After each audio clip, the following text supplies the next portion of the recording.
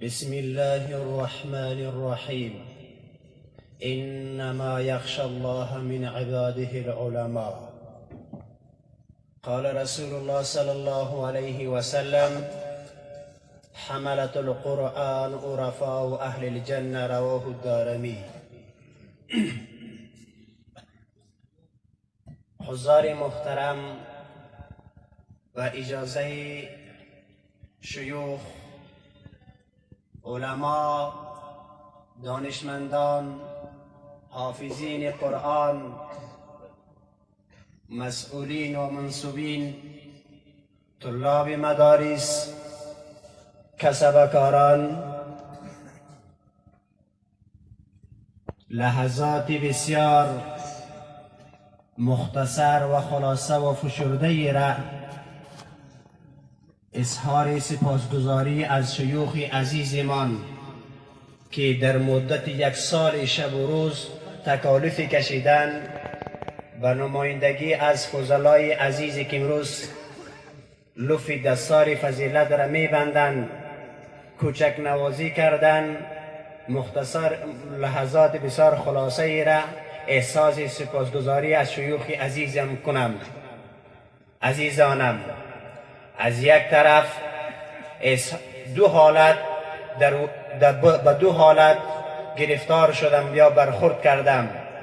از یک حالت این است که امروز الفراق، الوداع از کنار شیوخ عزیزمان که در مدت یک سال رفت و آمد کسب فیض از علوم حدیث، از احادیث گوهرباری رسول نازنین صلی الله علیه و سلم میکردیم. و طرف دیگر حالت دیگر این است که امروز ما شیوخ عزیز خود را الفراق و الوداع میگوییم که امروز از کنار عزیز جدایی میکنیم. شیوخ عزیزمان احادیث گوهرباری رسول نازنین صلی الله علیه و سلم را در مدت یک سالی که کسب فیض کردیم، ولی امروز دارالعلوم جهادی سمنگان را رفت و آمد ما قطع میشه، ولی به این احساس خفگی که در وجود ما برخورد کردیم این است: ای الله، ای الله، هیچ وقتی هیچ لحظاتی ما را از این چنین حلقات چی به گفتن باشه چی به شنیدن توفیقش را از هیچ مسلمانی نگیری یا الله. حالت دیگر سیومی این است که ما افتخار کردیم روز لحظات مختصر را پیامی را برای دیگر سامعین محترم برسانیم. میفهمم که سخندانی کردن در نزد علما مشایخین کار مشکلی است، لب سخن باز کردن در حضور شیوخ کار مشکلی هست. طرف دیگه افتخار کردیم که باید لب سخن بگشاییم. چرا؟ عزیزانم، وقت ما یک کسی که یک نهالی را میشانه از او امیدی داره، امیدی داره که آینده از این درخت میوجاتی را حاصل بکنم، کسب بکنم، نوش جان کنم. یا یک زمینی را کسی کشت و گاز میکنه، آل درو میکنه، میگه کش گندمی از این نوش جان کنه. یک درخت میوه را که نهالی را که نصب میکنه. شیوخ عزیز من با شمول شیخ عبدالاحد متوکل حفظه الله، شیخ گل امیر رحیمی حفظه الله، شیخ عبدالمنان کوکجری حفظه الله، شیخ عبدالصمد محتمیمی عزیمان حفظه الله، در طول یک سال و من حیث یک فرزندشان مانند یک طفل ما را نوازش دادند. در همه حالات ما رسیدگی کردند، در آب ما، در نان ما، در خوراک ما، در امنیت ما، در ترتیب نظام ما. ما این احسان را هیچ وقت فراموش کرده نمیتونیم. همه استادان ما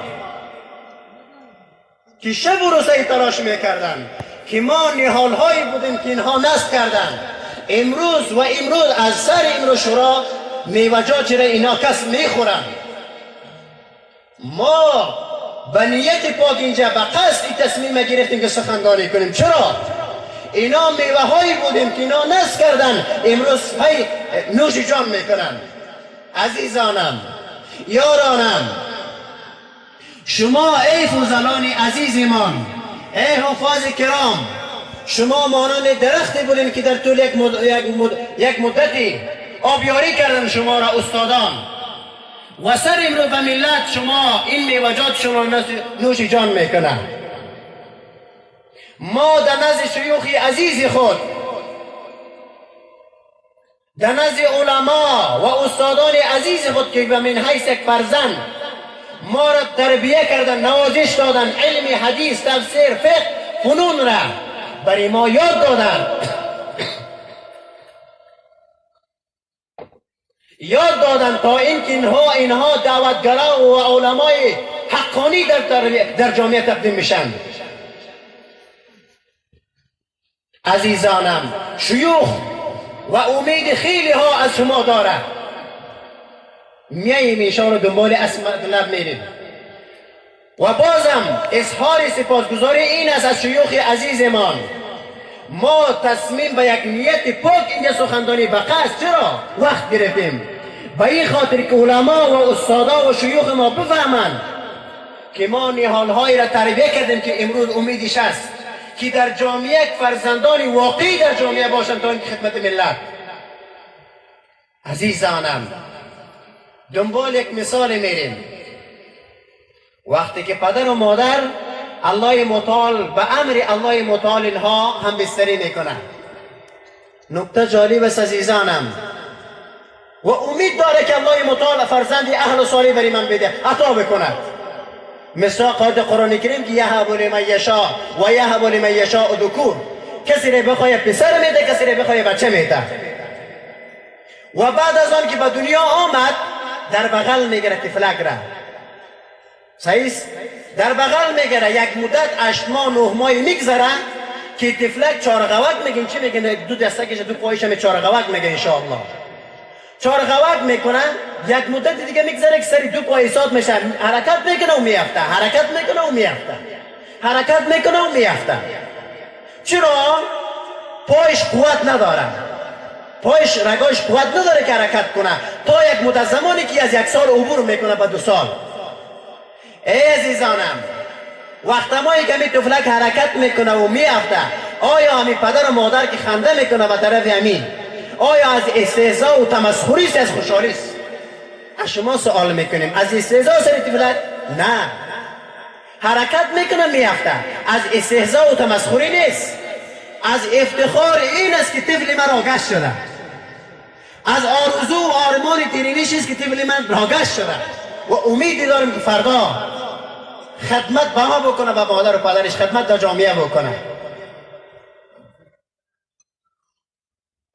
ای عزیزانم، شیوخ عزیزمان در طول مدت 1 سال شب رو تکلیف کشیدن، همه خوشی ها را ترک کردن به خاطر حلقات درس موضوع. والله سوگند میخورم شیوخ عزیزمان صدها زنگ میآمد به خاطر که درس طلاب ترک نشه و رد میکرد. خودم شاهد سنه در طول یک مدت 1 سال همه زنگ هایی که ترک میکرد مبادا درس طلاب ترک نشه. ولی ما را مانند تفلکی بودیم عزیزانم که نونیحال راگشت بودیم. چرا؟ در مسیر کسب علم بودیم، میافتیدیم، حرکت میکنیم، میافتیدیم مانند تفلکی که مثال دادم. امروز به حالتی رسیدیم در پای خود استوار هستیم، خودی ما حرکت میکنیم، خودی ما دکان میریم سودایی را میآوریم. و شیوخ امروز ما را به بی حالت رسان. ما افتخارانه صحبت کردیم تا اینکه قلبهای امرا مسئولین، قلبهای شیوخ ما تر و تازه شوند، بفهمند که ما نهالهایی را تربیه کردیم، ما کشتی کاریدیم که امروز ثمره‌اش میبینیم. شیوخ ما قلبهایشان تر و تازه میشه تا اینکه ما نهالهایی را کردیم که در جامعه خدمتکار جامعه هست انشاءالله. این اظهار سپاسگزاری از شیوخ ما بودن. چون وقت نیست عزیزانم. مطلب دیگه عزیزانم برای همه فضلا به من حیث کوچکترین برادرشان، به من حیث شاگردشان، برای همه فضلا قرای ما هست. عزیزانم، معامله به هر چیز مگم چاره داره. معامله که از الله قطع شد با بندش والله خسر دنیا و آخره میشیم. ای فضلای عزیز ما، کوشش بکنید که معامله را از خالق قطع نکنین، با مخلوق نکنین. معامله زندگی وقت لذت داره که معامله ما با الله باشه. به خاطر زن، به خاطر قوم، به خاطر خیش، به خاطر پسر معامله نکنیم. حق را کتمان نکنیم.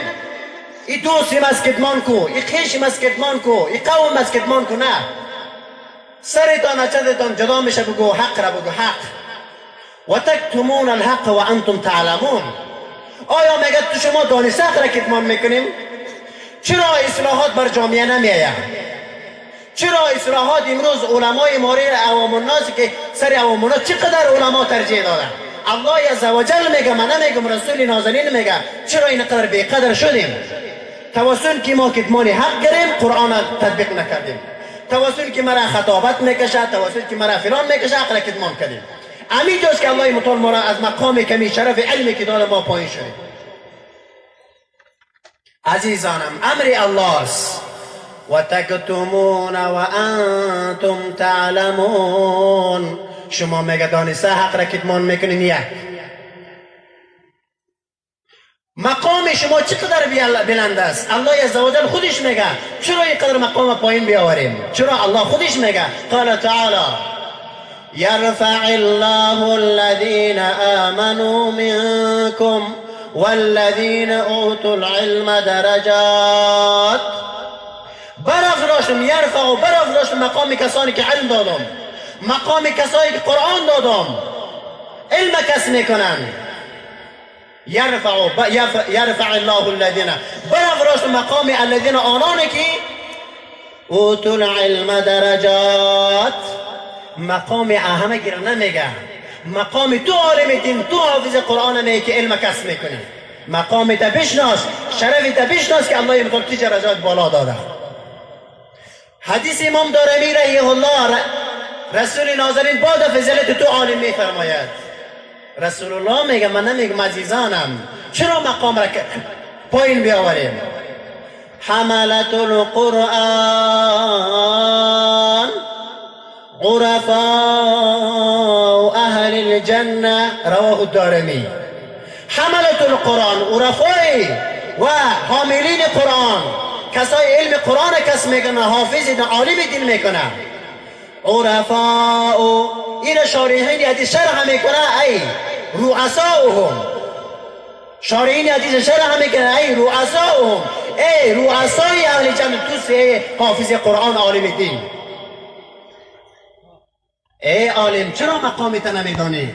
ای حافظ دین چرا مقامت نمیدانی؟ ای چنانه که در این دنیا الله متعال مقام و شرف بلند کرده و الله عزوجل در جنت هم مقامتون حافظ قرآن عالم دین بلند است. مقام را خودی ما پایین نبیاوریم. چرا عوام الناس این روز علما رو قدر عزت نمیکنن؟ به خاطر که اول ما حق را کتمان کردیم، اول معامله را با الله ما قطع کردیم، همیشه که مقام ما پایین آمد. حملت القرآن، ای حاملین قرآن، حافظین قرآن، عالمای دین، عرفای اهل جنت است. رؤساهم، رؤسای اهل جنت است.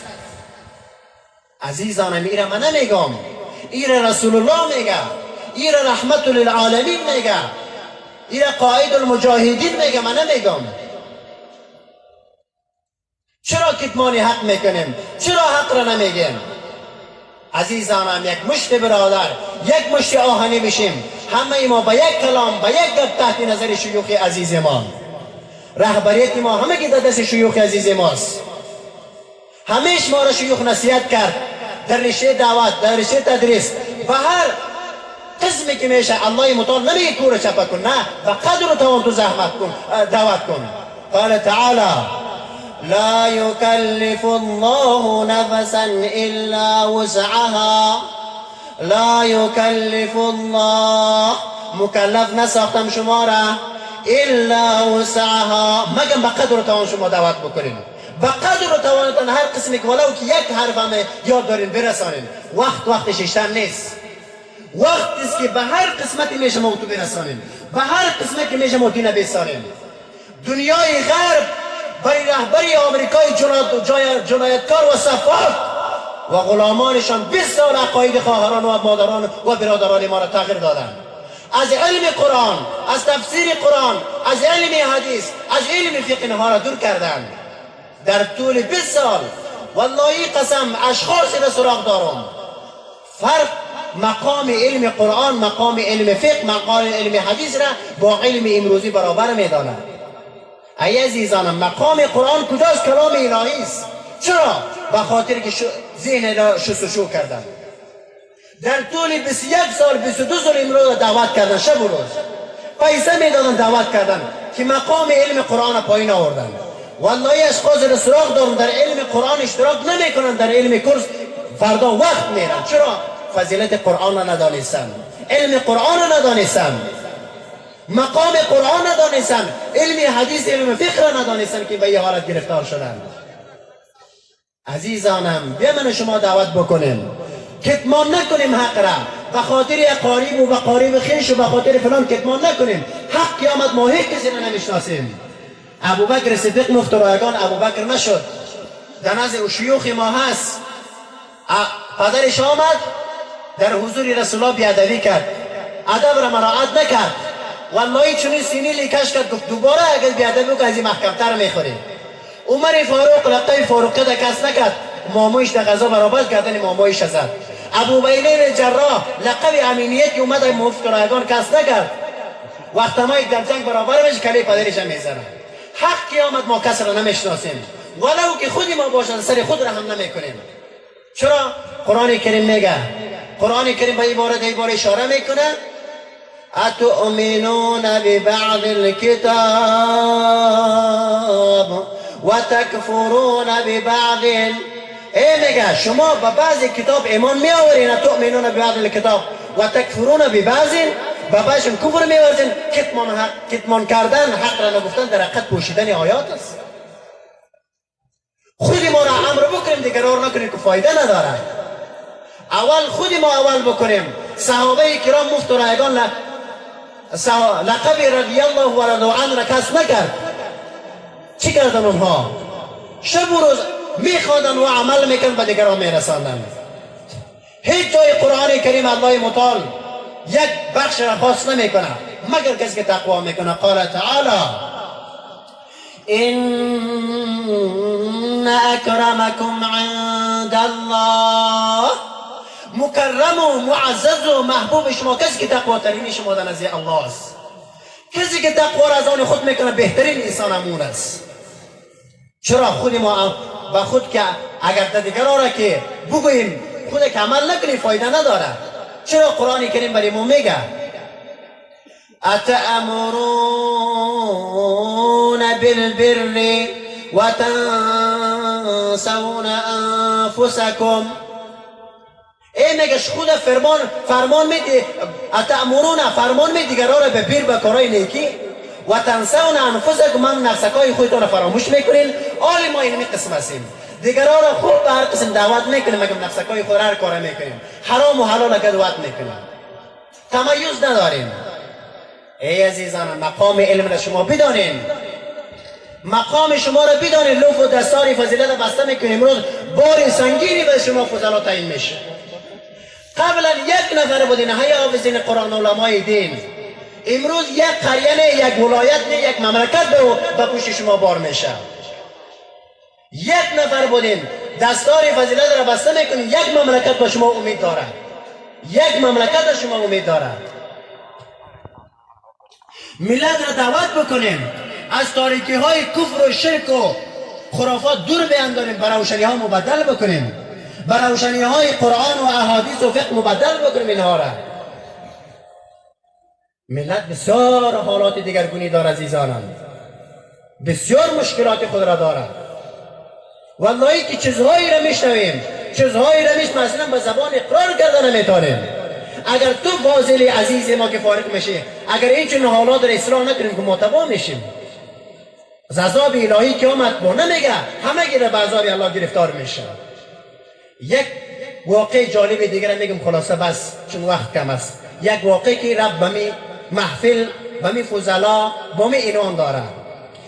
همیشه علمای را تکرار میکنن. میگه دو برادری بود، دو برادر بود حرکت کردن. یکیش گفت من کسب فیض علم میکنم و دیگرش گفت من عبادت میکنم، ذکر الهی را میکنم. این گردو حرکت کرد. یک برادر رفت به کسب علم در محضر شیوخ علما مدارس رفت، کسب فیض علم میکرد و دیگر به عبادت. وقت مایی که حرکت کرد امی برادری که ذکر میکرد رفت امی فاره موش میگه، فاره موش از مسیر را برآمد و زور زیر پای شد، ناگهان مرد. بسیار احساس افسوس کرد. چرا؟ مخلوق پروردگاری که ذکر الهی را میکرد و میره به اصطلاح خودش کشتم، گناهکار شدم. روز قیامت الله عزوجل عذاب میده، در حالتی که رسول ناظرین به نص حدیث امام بخاری امام مسلم فهو فویسق میگه. امی موش فویسق میگه، وزده کلز و فویسق میگه اینا رو بکشین. ما را میگه شما بکشین مگرم علم نداشتیم. ببین که علم چقدر خوب چیز است. با نگاهان را کشت، این را خوش کرد، روغن کرد، یک تنابی را به گردنش انداخت، با این را بیخود به گردنش انداخت. در یک سومی در آمد عبادت میکرد. این برادر دیگر در محضر علما کسب علم کرد. در مدت 10 سال بیشتر و کمتر یادش ایدمی عبادت مصروف بود و برادر دیگر میره کسب علم میکرد. ناگهان برادر دیگر عالم دین شد آمد. برادری که کلان بود به ذکر الهی مصروف بود، گفت یک احوال بگیریم که برادر ما کجا هست. ناگهان حرکت کردن رفتن مسیر احوال پرسی آمدن. دیگه عالم دین شد، حافظ قرآن شد، وارث پیامبر شد. العلماء ورثه الانبیاء رواه البخاری. علما وارثین انبیا هستند. ناگهان حرکت کرد که آمدن در یک سم بو میگیره، مکمل بو میده. یک موش را در گردن انداخته، یک تنابی را بند کرده، این عبادت میکنه. فار موش را گفت چی گپ است؟ گفت مدت 10 سال میشه بعد فراغت جدایی من و تو، بعد از یک مخلوق پروردگار میموش برآمد، این را کشتم. آیا روز قیامت الله سوال نکنه؟ ناگهان این را به گردن انداختم، تضرع کردم که الله متعال روز قیامت جواب سوال نکنه. گفت ای احمق، در مدت 10 سال برابر من خردل یک دانه ارزنم تو عبادت نکردی. چرا؟ الله عزوجل خودش میگیره شما بکشین، فقط شما بکشین. این را ای عزیزانم از این واقع چی برداشت کردیم؟ فرقیت علم. 10 سال عبادت کرد مگم برابر دانه ارزنم این عبادت نکرد، ثواب کس نکرد. چرا؟ عبادتش مصداق قول الله و رسول نبود. عزیزانم، فضلای عزیزم، حافظین قرآن، باز هم از صمیم قلب مبارکباد میگم به همه شما عزیزانی که لطف دستار فضیلت بسته میکنیم. ولی حق را بشناسیم، دعوت بکنیم. وقت ششتن نیست. الحمدلله نظام اسلامی در اختیار ما شما، همه بزرگان از ماست، همه مسئولین منصوبین از ماست. ما می‌نازیم برای مسئولین، ما می‌نازیم برای منصوبین و مسئولین. چرا؟ پدرای ما هست، اینها ما را تربیت کردن، نوازش دادن، ترغیب کردن امروز حاصلات ما را ببینن. در هر ارگانی که میگم پرسش نیست. چرا؟ از لباس ماست، از پوشاک ماست، از خود ماست.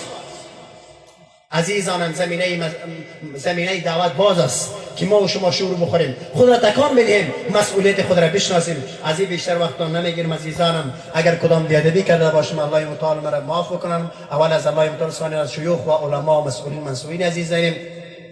ادی بیشتر وقت نمیکنم. عزیزانم، بازم از صمیم قلب برای همه فضلا و حافظین قرآن مبارکباد میگم. الله متعال در علمتان، در اخلاقتان افزون بگرداند و یک جهان سپاس از شیوخ عزیز ما. عنوان ما امین بود. شیوخ عزیز ما باز هم امروز الوداع و الفراق میگیم. همیشه دعا بکنم که الله متعال ما را صبر استقامت در همه برنامه‌های ما نصیب بگرد تا این که بهترین فرزندان این وطن باشیم. و اقول قولی هذا استغفر الله لي ولكم ولسائر المسلمين واستغفروه انه هو الغفور الرحيم. أحسن، جزاك الله.